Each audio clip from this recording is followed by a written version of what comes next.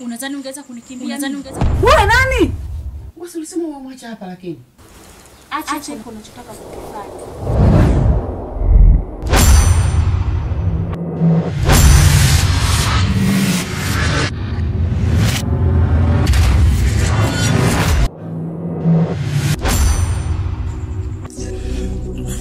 Mti mpango uchimbi dawa. Na ukijaribu na nasa.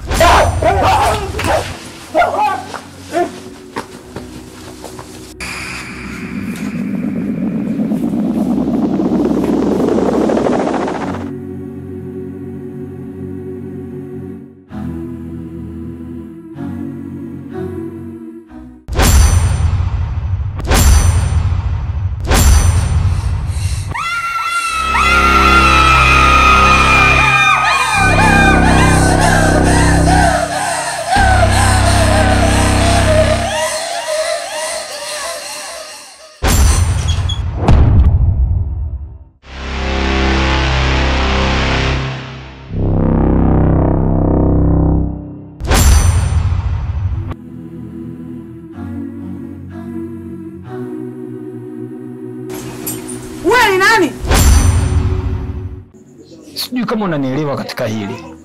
Mimi nakuelewa vizuri sana. Na unachokizungumza uko sawa.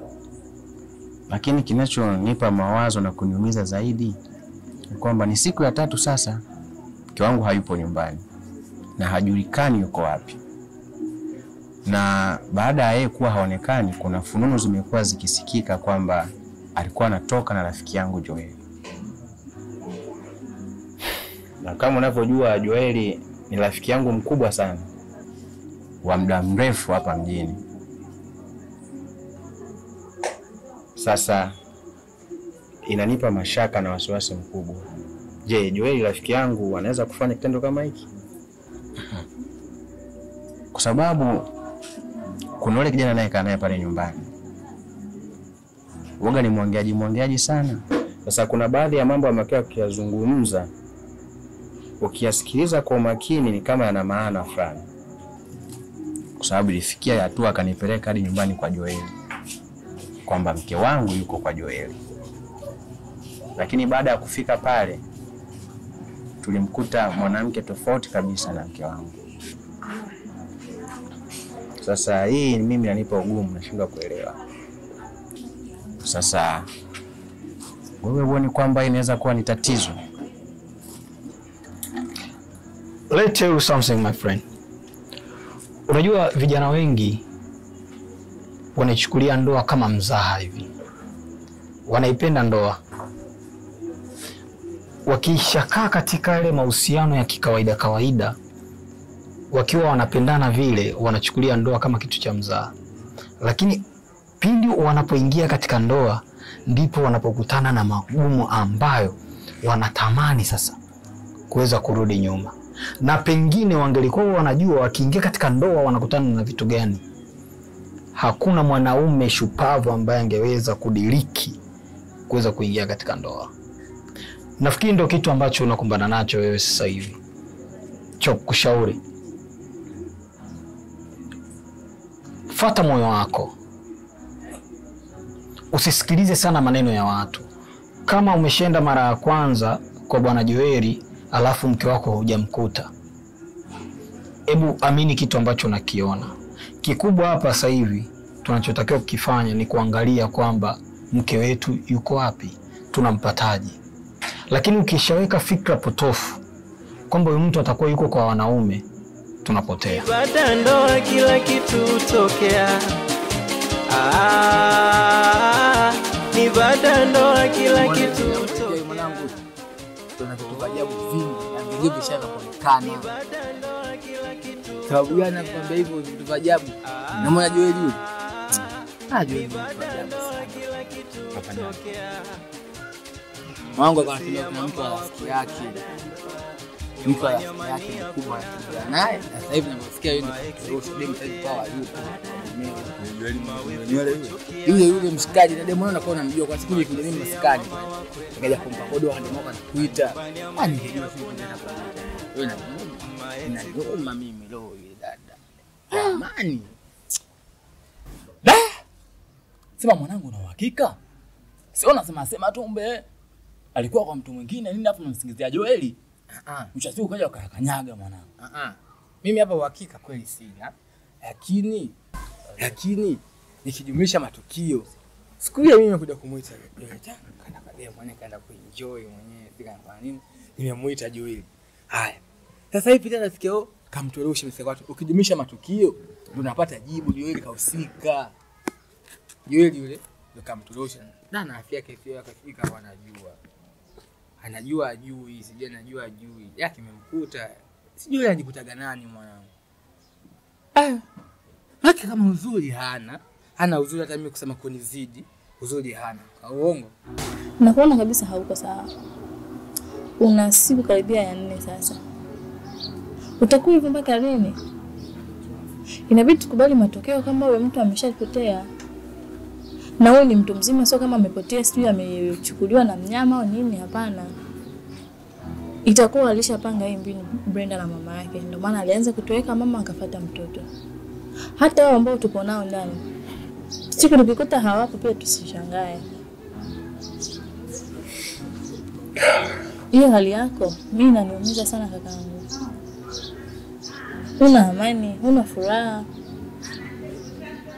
Utaishi hivyo mpaka lini? Najua kinachonipa wasiwasi mkubwa ni kwamba wewe ni mtoto wa watu. Na mimi nimekabidhiwa yule mtoto mbele ya umati wa watu. Sasa leo hii hivi ambavyo haonekani, mimi napata na wasiwasi. Hajulikani amekufa, hajulikani ni nini kimemkuta. Sasa unadhani kwamba kwa hiyo mimi nitakuwa na amani? Ndio mwingine hata hapa nyumbani napoona pachungu kukaa kwa sababu ndugu zake yani Hivi kaka, unawaza kwamba mtu amekufa wakati skendo zinajulikana kwamba huyu yupo kwa Joeli? Ni rafiki yako mwenyewe ambaye anakugeuka. Unaanza mtu kafa wakati mwenzo yupo kwenye starehe zake? Brenda yupo kwa Joeli. Yupo kwa Joeli vipi? Nimeshaenda kwake mara kadhaa. Joeli anawachezea mchezo pasipo nyinyi kujua chochote. Wewe umeenda kwa Joeli, umesema hayupo. Cha kaenda kwa Joeli, kasema hayupo. Haka ni vipi? Uzuri hana. Sema tu ndio hivyo yani tu sometimes tu watu tusije uchawi kabisa watu maskini. Acha amwachana na mambo. Wewe unazuri yani utakuwa sikia. Hebu sikiliza kwa sawa. Wewe kama Joeli kantorosha mtu kamfanya nini kafanya hivi mambo ya watu achana nayo. Nachokushauri tu achana mambo ya watu usishoboka kabisa vitu vya watu. Sawa? Cha msingi tuangalie mikakati mingine ya kufanya. Kama kashatoroshwa wewe ndugu yako Joeli, nani ndugu yako, haya maneno sawa tunayasikia tuachane nayo kama alivyo. Sio kama sawa matatizo mengine ndugu yangu. Yeye kasema nini juu? Hizo sifa zinapata mimi sasa hivi kwa nani? Ndio kama ndio chama changu lakini hata mshamja sijapata haiko kufikia jamani. Sema tu kweli tu wake. Msingi wa jambo bondeni pale kwa nyumba na na kuna yale mafundo wale mbona piga pesa na pakalani hawakuwezi mwana yule na kuna tukapiga pale tuteo chatu tujanishe ile tunaishi vipi Kwa sababu ndio ninapo chini. kuna Hivi tunakuwa tuna hela. inatengenezwa Wewe hazina hela tuende kupiga umbea huo wa Joeli. Sio tukapiga takatafuta 5,000. baridi mwingia watu lakini kama ndo hakuna michongo hela kama anavyonijua mimi kazi mbovu kufanya. Ninafanya kazi yenye hela nipigie hadi mbele. Hata uweze kupalisha umbea. Ndio kasa wewe unataka kutati funda mwiza. Anaandika na namba za simu fundi ujenzi anaitwa Keno fundi ujenzi Keno. Na fundi ujenzi majina gani? Fundi unamkuta fundi anaitwa jina huko. Fundi Hamisi. Kama na maana Wewe umeenda kwa Joeli umesema Brenda hayupo. Cha kaenda kwa Joeli amesema Brenda hayupo. Akati huyo Cha ndo alimshuhudia Brenda akiingia kwa Joeli. Leo mnasema hayupo vipi? Na sio Brenda tu. Hadi Ray Kamdomo pia aliingia kwa Joeli. Unashtuka? Kamdomo? Shida yako hushindi nyumbani, huulizi vitu vya nyumbani, ndio maana mengi yanakupita. Ila kwamba Joeli anakuzunguka sana. Wewe unakuwa makini na marafiki zako bana. Una uhakika na hayo unayozungumza? Nina uhakika na ninachozungumza. Mnakaa mnaumiza vichwa, mnaanza sijui mtu kapotea, mtu sijui kafa, mtu kafanya nini sijui. Ila kwamba Brenda hajapotea. Brenda yupo kwa mwanaume anakula maisha yake. Brenda alikuja kwako kwa maslahi kaka. Hakupendi yule dada. Sasa kama atakuwa yupo kwa Joeli, Joeli atakuwa amemficha wapi? Kwa sababu kwake huyu Cha ndio amenipeleka hadi kwa Joeli. Na yeye mwenyewe ameingia hadi ndani kwa Joeli. Hakuepo. Joeli alikuwa na mwanamke mwingine kabisa. Pesa zako hizo ndio zitatumika kumpangia chumba Brenda tofauti na kwa Joeli. Kaa chini ufikiri.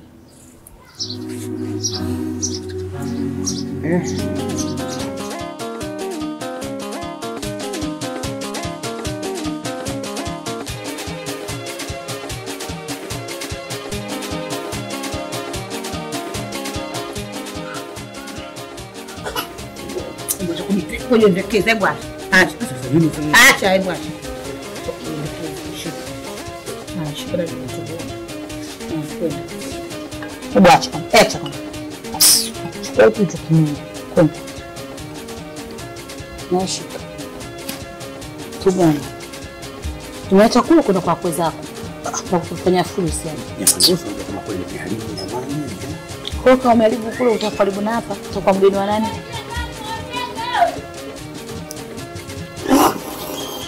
Sisi kukutenga wewe utakuwa mtu hapa sisi. Tunakukaribisha wanda kukutenga zimu. Kwa nini nayo? Vipi?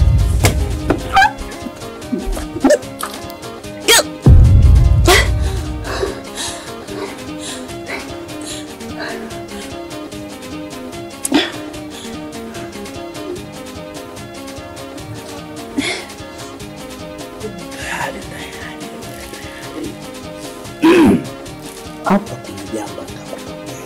Jambo gani? Soon is coming.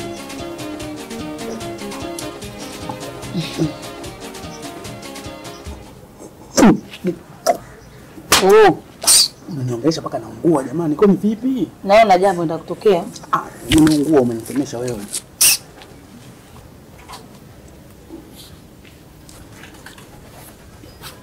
Ile ndio mnataka nini? Haya kuhusu na wewe. Fanya mambo yako. Malaria au malaria kubwa. Tena nisumbua. Nitakusumbua sana na bado.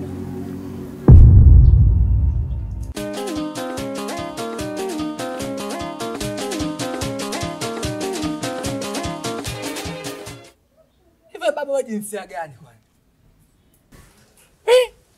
Wewe unapata ujasiri gani wa kunifunua mimi vitu vyangu vya mbele? Nakuuliza wewe jinsia gani? Mako ya jinsia kama zote wewe kutoka hapa kupu kwenda kumwambia Joeli maneno naombea. Wewe jinsia gani? Kwa kisa Joeli ndio unishika mimi mbele hapo uniguse kama hivi? Baba azima humo. Mako mwanaume anatimia wananiliu. Hawezi kuleta maneno naombea kupeleka. Wewe baba wewe ente. Wewe ndio siku tumekaa hapa ukasema kwamba Joeli kamtorosha mtu. Nilikwambia vitu sina uhakika navyo mwenda kumwambia nilipotoka huko kataka kunipiga mimi hata kuniumiza haya. Kitu gani cha umbea? Hicho kusibu kama mbili. Sasa kama vitu hauna uhakika navyo kwa nini unasema? Bwana mimi nikwambia kweli Joeli nimemfuata. Nimeenda kumwambia bwana wewe kule mshikaji wako siku zile alikuja kukufuata hapo kwenye nani anakutangazia kwamba umemtorosha mwanamke wa mtu. Wewe niambia. Oje niambia sio mimi mwenyewe mwisho siku nje funua nguu hapa. Wewe unaongea hivyo? Ndio mimi ndio nikwambia lakini kwamba sina uhakika navyo vinavyosikika mtaani. Ila tukijumlisha mimi siku ile demo alinituma kama Joeli tunapata majibu kama kweli. Kama ndio kumwambia mimi nimekwambia. Mimi kweli nimwambia. Ndio maana nakwambia umbea uache. Umbea unakupa nini? Umeenda kutunguza huko mwisho siku umeona wewe Joeli kamtosha mtu. Mmoja Joeli mimi nimemuona hapa. Chanzo kumwambia vile sababu Joeli nimemuona nikamwambia bwana wewe mbona nimekuona hapa nimesikia mtosha mtu mwanamke watu na mwenyewe umeondoka. Leo unabaki hapa unafanya nini? Na mwenyewe umetoroka lakini nashangaa kwamba mbona leo na kuona hapa. Kwa hiyo mwana wewe umeongopa. Kama nakuuliza jinsia gani mambo kama hayo. Wanaume angeflash. Mambo ya jinsia mistaki mwana. Koshiane. Kaa chini tuongee tuamalize mambo. Wewe mwanangu wafu tu kitambo tunaishi. Kaa chini bwana. Kijua tabia yako manga umbea hiyo. Waenda mimi mbea kina wewe mbea mwenzangu. Maki tunakaa hapa kazi tukishakosa ndio hizo mada zinaanza kuombea kwenda kuambia watu. Ila wewe leo utonifanyia mimi kimenikwaza. Na mimi muombea kama hivyo ni sawa. Sasa nitakwambia vitu vya umbea nyingi. Lakini kisha nioni mimi hiyo unataka kunipiga na wewe ndio chanzo. Basi tufanye maisha. Kwa sababu ukiangalia mimi na wewe urafiki kitambo, ila vitu vya umbea unavyoniletea mimi ndio nafahamu. Mimi nimeshindwa kuvumilia. Yule mshikaji wangu tu alikuwa anacheza dude. Yule mshikaji wangu tu kitambo yeye Simba, mimi Yanga. Kwa hiyo mimi nimempeleka umbea. Kwa hiyo naomba nisamee bwana. Kama wewe ulikuwa unatania nini basi tusameane, mambo yafanya yameisha. Wewe mwanangu anabonga mkoromeo lakini kukaza kwa pesa imekufa. Hata mimi kidogo. Sawa, lakini wewe mbona mkoromeo kana tafanya nini na hizi mambo? Basi kia kama hutaki kunisamee basi achana. Tabia yako Marami. Tabia yako Marami. Nakusisitizia jua hili Dar es Salaam hii. Kama ndio upatikanaje kwa kula ndio unapata kwa design hii. Ndio ufanye kabisa ukapime ujue kipi. Mimi yangu macho. Na masikio atasikia. Cheka wenzio. Ndio wake na kwa mwanao hoje, usije wao hoje, usije wao. Hapo nishakwambia acha kufuatilia habari za watu. Umenielewa? Habari za kufuatilia habari za watu mimi sitaki. Fanya mambo yako kwanza. Waache utajua wenyewe. Maana kulitafuta maana kulipata. Na siku zote unaambiwa mchuma janga huwa na nduguze. Sasa mwache wale na kwao. Kwa ni unyo vitu vingine vinaonyesha viko wazi kabisa. Tapiko una kabisa hicho ni kijusi kimekatikia. Bibi. Usirudi hapa. Usirudi. Wewe endelea tu. Nini sasa na wewe? Nini sasa? Kama unakuwa mwingine na wewe.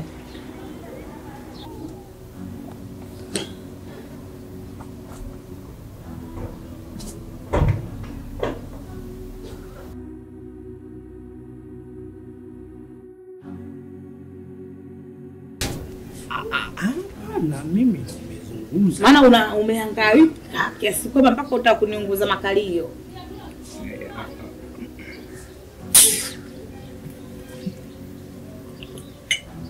Kama vitu ushamaliza ondoka. Ngoja niondoke. Uchukue kitu hapa. Mlo wewe. Mlo ndio. Ni ule washabu unaleta paka mjini. Msuli wa ulisi. Wa modeuchi.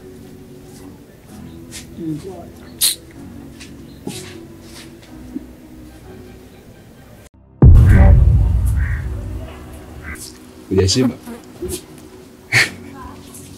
Mimi toka hapa. Toka bwana hapa wewe. Kwenda huko. Yaani tumbo lako kaa tenge wala alijaye. Tumbo kubwa au pia ushidi. Sasa msubiri wewe alijiona kirudi alijaze tenki yako. Hapa udondi hapa. Oho.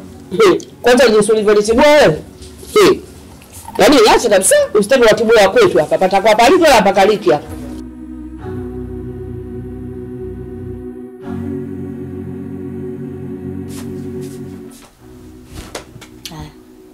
Usifanye umelala mara moja hiyo umelala nini? Nilikwambia tuna kikao chetu cha dharura. Nilikuwa sitaki kuongea. Yule mama alikuwa tena maandazi yote yaingi, vitumbua vipande kusikiliza umbea. Kwa mtapiko hule. Shuga umenasa. Na sio kunasa tu. Una mimba.